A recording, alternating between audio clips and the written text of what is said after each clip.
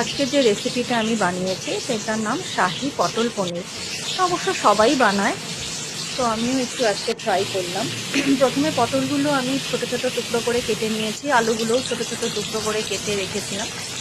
পনিরগুলো তো কাটাই ছিল। তারপরে কড়াইতে সাদা তেল দিয়ে তাতে পনির ব্রাউন করে ভেজে তুলে রেখেছি। আলুগুলোকেও ব্রাউন করে ভাজতে হবে, পটলগুলোকেও ব্রাউন করে ভেজে তুলে রেখেছি। তারপরে সেই সাদা তেলেই আমি ফোড়ন দিয়েছি গরম মশলা, শুকনো লঙ্কা, তেজপাতা।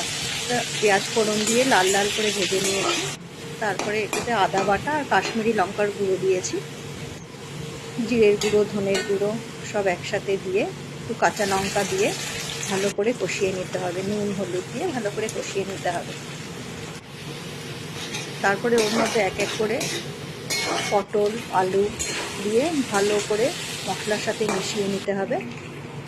নেওয়ার পরে আমি যে কাজু আর চারমগজ বেটে রেখেছিলাম সেটা ঢেলে দিয়ে ওটাকে ভালো করে কষিয়ে নিতে হবে। নেওয়ার পরে ওই বাটি ধোয়া জলটাই ওর মধ্যে দিয়ে দিতে হবে।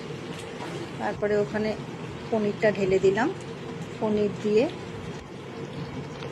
কষিয়ে নিয়ে তারপরে ফ্রেশ ক্রিম, এটা অপশনাল, যদি বাড়িতে থাকে দেবেন, নাহলে দেওয়ার দরকার নেই।